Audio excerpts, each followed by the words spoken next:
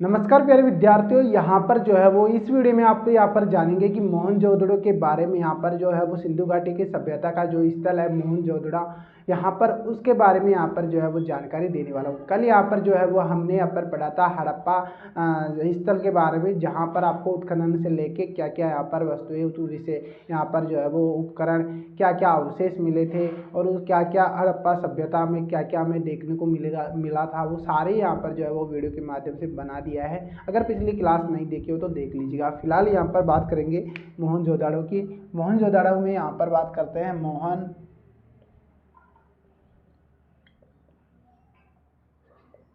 मोहनजोदड़ो की हम यहाँ पर बात करेंगे कि मोहनजोदड़ो का जो है वो उत्खनन के दौरान कैसा क्या मिला था, और जो है वो उत्खनन करता कौन थे, और इसके साथ में क्या क्या अवशेष यहाँ पर देखने को मिले हैं। मोहनजोदड़ो में क्या क्या यहाँ पर जो है वो वहाँ की जब पहले का जीवन कैसा था, सारे यहाँ पर विस्तार पूर्वक यहाँ पर चर्चा करेंगे। तो यहाँ पर अब बात करते हैं मोहनजोदड़ो की। तो जोदड़ो में यहाँ पर अगर बात करूँ तो यहाँ पर सिंधु सभ्यता का क्या है, सिंधु सभ्यता का क्या कहूँगा, सिंधु सभ्यता का सबसे बड़ा स्थल, सिंधु सभ्यता का सबसे बड़ा प्रथम स्थल है। प्रथम क्या है, फर्स्ट यहाँ पर जो है वो सबसे बड़ा यहाँ पर जो है वो ये स्थल है। अगर बात करें, अब आपके डाउट आ रहा होगा दोस्तों, इसके अलावा मैं आपको बता दूं, इससे पहले जो है वो आपको हड़प्पा यहाँ पर पढ़ाया था। क्या हड़प्पा, तो हड़प्पा जो है वो हड़प्पा सिंधु सभ्यता का सेकंड स्थल है। सेकंड सबसे बड़े में जो है वो सेकंड नंबर पे यहाँ पर जो है हड़प्पा आता है, फर्स्ट नंबर पे मोहनजोदड़ो आता है। अब यहाँ पर इसके बारे में जानते हैं कि मोहनजोदड़ो का जो है वो उत्खनन किन के द्वारा किया गया। तो उत्खनन की बात करते हैं। उत्खनन यहाँ पर जो है वो किन के द्वारा किया गया, तो राखलदास बनर्जी के द्वारा जो है वो 1922 में उत्खनन किया गया। स्थित कहाँ पर है, अगर स्थित की बात करें, मोहनजोदड़ो कहाँ पर स्थित है, तो यहाँ पर आपको बात करें तो ये है सिंधु प्रांत। कहाँ पर, सिंधु प्रांत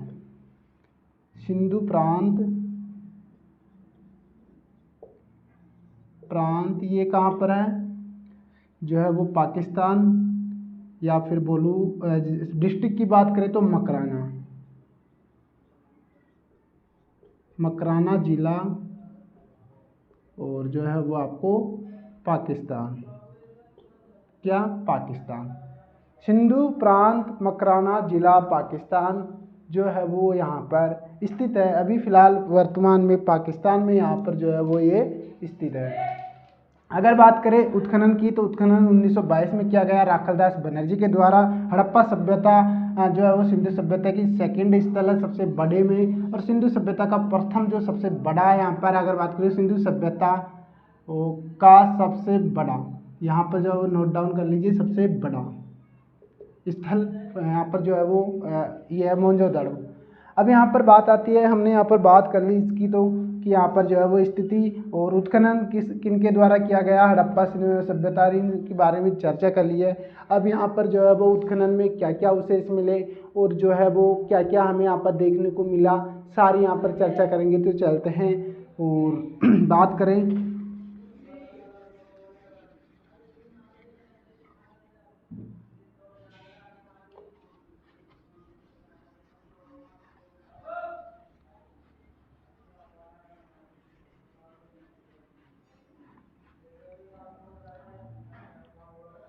देखिए, सबसे पहले बात करें कि मोहनजोदड़ो में जो उत्खनन के दौरान क्या क्या मिला है। तो मोहनजोदड़ो में उत्खनन के दौरान यहाँ पर वही हड़प्पा सभ्यता की, जैसे यहाँ पर पूर्वी टीला और पश्चिमी टीला यहाँ पर मिला। पूर्वी टीला को नगर कहा गया, और पश्चिमी टीला को यहाँ पर दुर्ग कहा गया। क्या कहा गया? दुर्ग। अभी यहाँ पर बात करें कि नगरीय टीला और दुर्ग यहाँ पर जो है वो किस तरीके से यहाँ पर रहे। दुर्ग यहाँ पर नगर की यहाँ पर रक्षा के लिए रखा गया, और दुर्ग टीला को जो है वो यहाँ पर क्या एक यहाँ पर वो भी कहा जाता है, क्या कहा जाता है? दुर्ग टीलों को यहाँ पर जो है वो स्तूप, क्या कहा जाता है? स्तूप टीला। क्या कहा जाता है? स्तूप टीला भी कहा जाता है। क्यों कहा जाता है? यहाँ पर बताया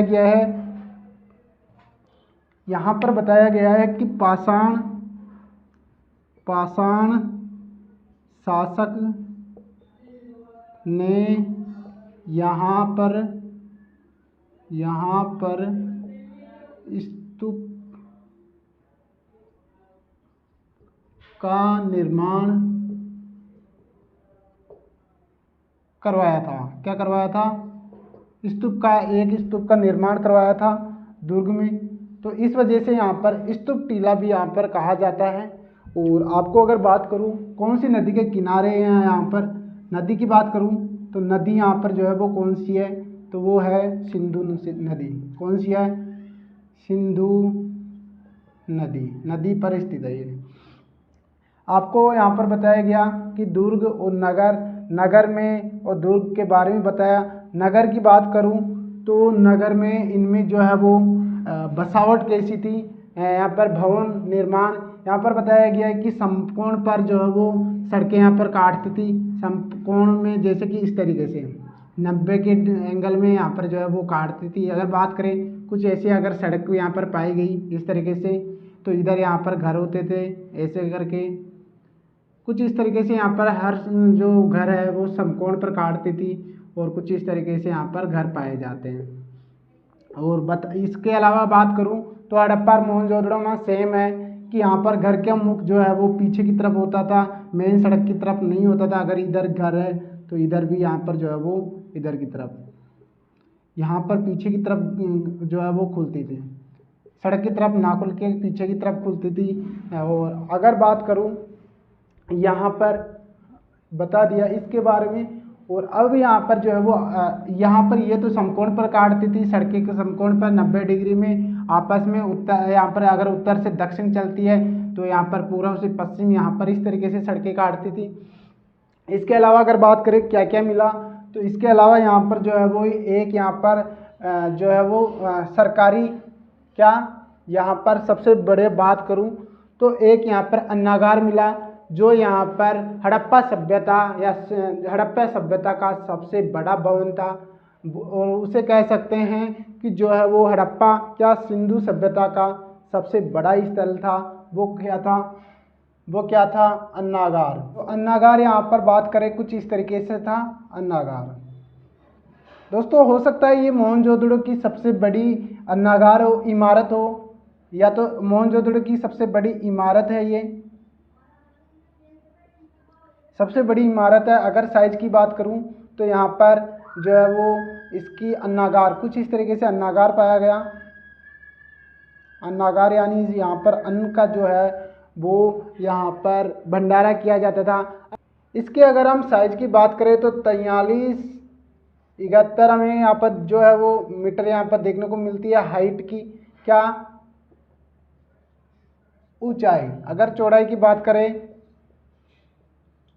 तो हमें यहाँ पर जो है वो 15-23 मीटर चौड़ाई देखने को मिलती है। ये सबसे बड़ी इमारत है अन्नागार की। और अगर जो है वो इमारत है अन्नागार, कौन सी है?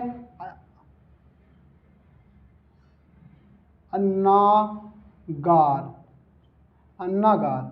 अगर इसके अलावा बात करें कि सार्वजनिक स्थल कौन सा है जो है वो बड़ा है, सार्वजनिक स्थल की बात करें कौन सा? सार्वजनिक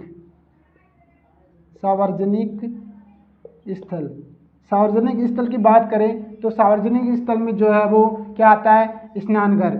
ये तो था क्या? विशाल अन्नागार। ये क्या था? विशाल अन्नागार। और इसकी बात करूँ तो ये सार्वजनिक स्थल है विशाल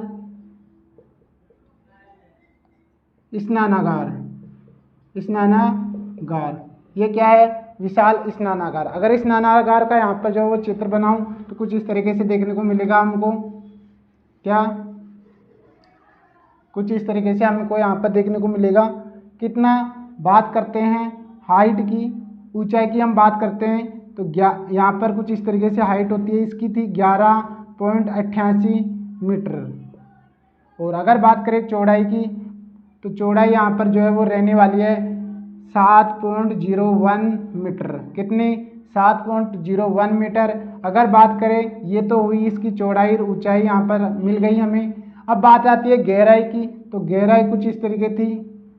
गहराई कितनी थी वो आपको मैं बता देता हूँ। गहराई भी हमें यहाँ पर जो है वो देखने को मिलती है। कितनी?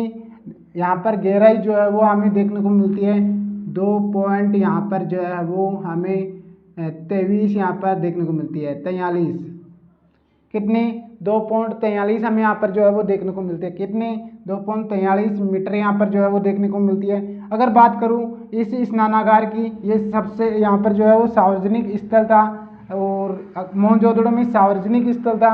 इसमें उत्तर से दक्षिण की, उत्तर और दक्षिण में यहाँ पर सीढ़ियाँ पाई गई। कहाँ? उत्तर और दक्षिण में, उत्तर और दक्षिण में यहाँ पर सीढ़ियाँ थी।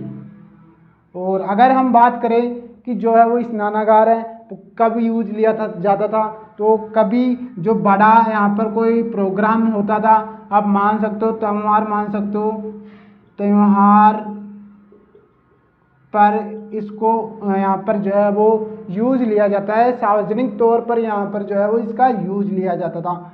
यहाँ पर अन्नागार के बारे में बता दिया और यहाँ पर विशाल स्नानागार के बारे में बता दिया।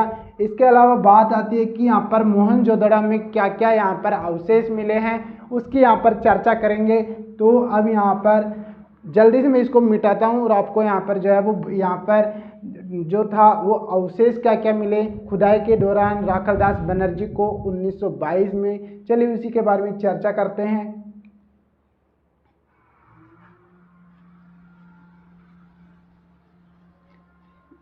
आपको अन्नागार की यहाँ पर जो है वो कई बार जो है वो इसकी साइज यहाँ पर पूछ ली जाती है, तो वो आप यहाँ पर ध्यान रखिएगा। और सिंधु घाटी सभ्यता जो है वो नदी, सिंधु नदी के पास में है। और अगर बात करें सिंधु प्रांत में समकोण पर जो है वो सड़कें काटती है और यहाँ पर विशाल स्नानागार है। और सबसे बड़ी इमारत की बात करूँ तो यहाँ पर विशाल अन्नागार यहाँ पर है। मोहनजोदड़ो में विशाल अन्नागार है जिसकी इमारत सबसे बड़ी है। इसके अलावा बात करूं दोस्तों, एक चीज़ यहाँ पर मैं बता दूं, अभी यहाँ पर जो स्नानागार बताया था, स्नानागार, इसको यहाँ पर जॉन मार्शल ने क्या, जॉन मार्शल के द्वारा वर्तमान का आश्चर्य, इसे क्या कहा गया था? वर्तमान का आश्चर्य, वर्तमान का आश्चर्य की संज्ञा दी थी, आश्चर्य की संज्ञा दी थी। वर्तमान का आश्चर्य कहा गया जॉन मार्शल ने, क्योंकि उस टाइम पे जो था वो ये होना, यहाँ पर जो है वो जॉन मार्शल के द्वारा बताया गया कि उस टाइम पे जो है वो स्नानागार होना सार्वजनिक तौर पे वो है, वो कहीं ना कहीं बहुत अच्छी बात है। तो उसे आश्चर्य, उस टाइम का आश्चर्य वाली बात यहाँ पर बताई जॉन मार्शल के द्वारा।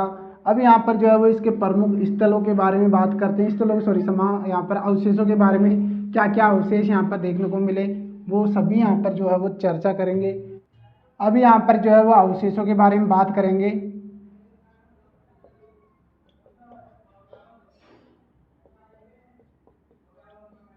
विभिन्न अवशेष, अगर बात करें फर्स्ट की, दोस्तों साइड में यहाँ पर लिखता हूँ मैं थोड़ा,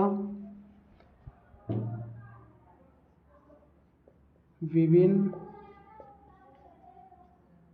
अवशेष, इसमें हमें यहाँ पर जो है वो फर्स्ट देखने को मिलेगा। फर्स्ट क्या देखने को मिलेगा? बात करें यहाँ पर घोड़े के हाथ, क्या, घोड़े के हाथ नहीं, सॉरी क्षमा चाहूँगा, दांत, घोड़े के दांत। इसके अलावा अगर बात करूं और इसके अलावा बात करते हैं तो यहाँ पर जो है वो पुजारी या फिर जिसे कह सकते हैं योगी की मूर्ति। योगी की मूर्ति, क्या योगी की मूर्ति। तीसरा हम बात करें तो कांसे की बनी प्रतिमा, क्या कांसे की बनी प्रतिमा, कांसे की बनी नर्तकी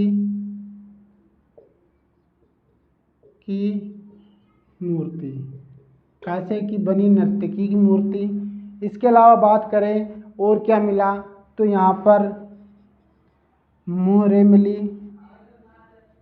क्या मिली, सबसे ज़्यादा यहाँ पर मोहनजोदड़ो में मोहरें मिली।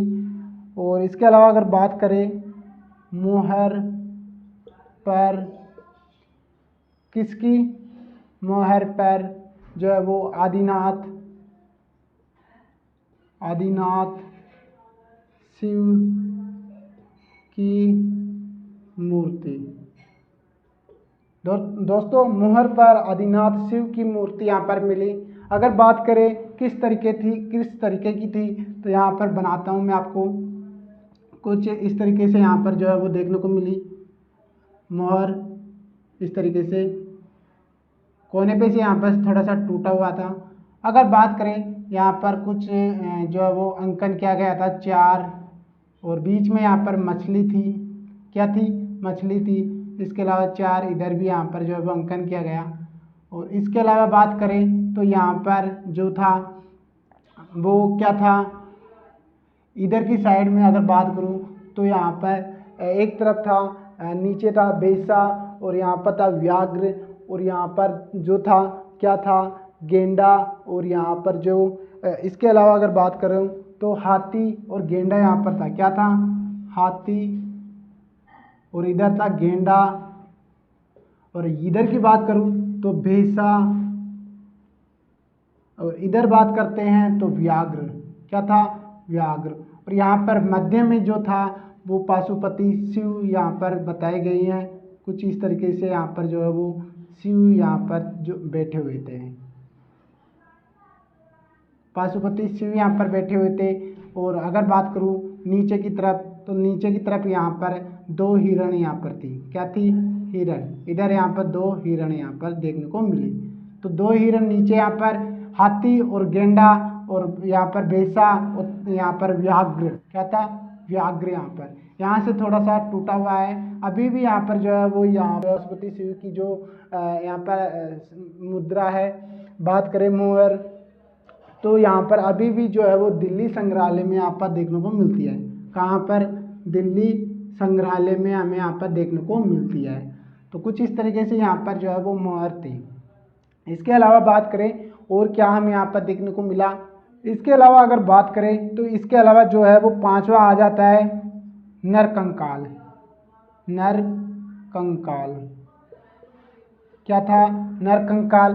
और दोस्तों यहाँ पर एक चीज़ और बताना मैं भूल गया, यहाँ पर क्या था, मोहनजोदड़ो का अगर हम अर्थ जाने कि मोहनजोदड़ो का अर्थ क्या है तो यहाँ पर मृतकों का टीला, क्या है, मृतकों का टीला।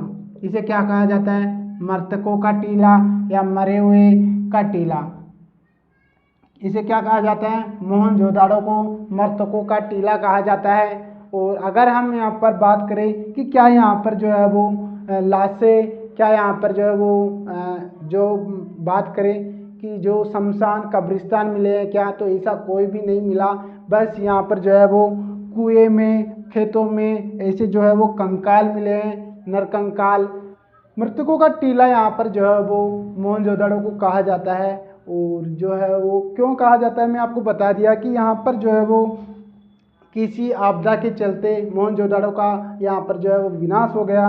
नरकंकाल जो है वो खेतों में, यहाँ पर कुओं में देखने को मिला। ऐसा नहीं कि नरकंकाल मिले हैं तो यहाँ पर जो है वो यहाँ पर शमशान में देखने को मिला, ऐसा नहीं है। यहाँ पर जो है वो खेतों में, खड्डों में यहाँ पर देखने को मिला। अब यहाँ पर बात करते हैं इसके अलावा कौन कौन से छठे नंबर पे बात करूं तो छठे नंबर पे तांबा गलाने की यहाँ पर भट्टियाँ यहाँ पर देखने को मिली है। क्या? तांबा गलाने की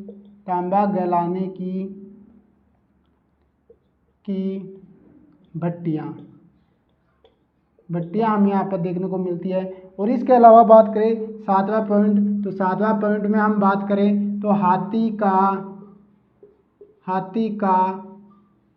कपाल खंड यहाँ पर जो है वो मिला है। क्या मिला है? हाथी का कपाल खंड यहाँ पर जो है वो मिला है। बात करें लास्ट अवशेष की बात करते हैं हम यहाँ पर, और वीडियो को यहाँ पर क्लास को ख़त्म करते हैं। आठवां मिला है सूती वस्त्र। क्या मिला है? सूती वस्त्र बोल सकते हो, कपास यहाँ पर मिली है। तो सूती वस्त्र कई बार क्वेश्चन में आंसर में आता है, कई बार कपास आता है, तो दोनों राइट रहेगा। तो गाइस ये रही क्लास हमारी। बात करते हैं पहले वापस से मोहनजोदड़ो का जो उत्खनन है 1922 में राखालदास बनर्जी के द्वारा किया गया।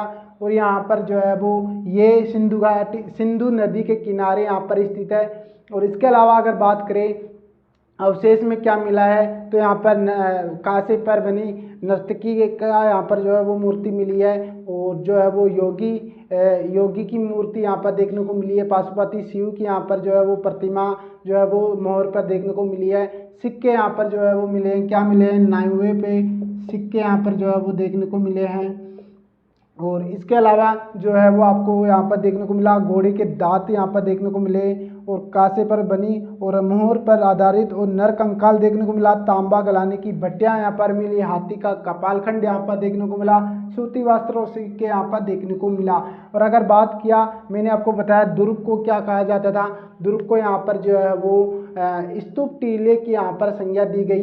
क्यों संज्ञा दी गई? कि यहाँ पर बताया गया कि जो है वो कुषाण शासक ने यहाँ पर जो है वो किसमें दुर्ग टीले में इस दुर्ग टीले में जो है वो स्तूप बनाया था। स्तूप यहाँ पर जो है वो बनाया था। इस वजह से इसको यहाँ पर स्तूप टीला भी कहा गया। और हड़प्पा जैसे ही यहाँ पर सड़कें जो थी वो 90 डिग्री के एंगल पर काटती थी समकोण में। और अगर बात करूँ उत्तर से दक्षिण की तरफ, पूर्व से पश्चिम की तरफ जो है वो सड़कें यहाँ पर काटती थी। और घरों की जो है वो बात करें कि जो है वो प्रवेश द्वार कहाँ होता था, सड़कों की तरफ ना होके गलियों की तरफ देखने को मिलता है। फिलहाल दोस्तों ये क्लास मोहनजोदड़ो की यहाँ पर समाप्त हुई। उसके बाद में जो है वो कल यहाँ पर चंदूदड़ो की यहाँ पर क्लास लेके आएंगे, तो बने रहिए और वीडियो को शेयर कर दीजिएगा। कोई भी प्रॉब्लम आए तो कमेंट बॉक्स में कमेंट कर दीजिएगा। कल की क्लास में आपको जो है वो उसका आंसर आपको मिल जाएगा। तो फिलहाल वीडियो को करते ही यहीं पर समाप्त। जय हिंद, जय भारत।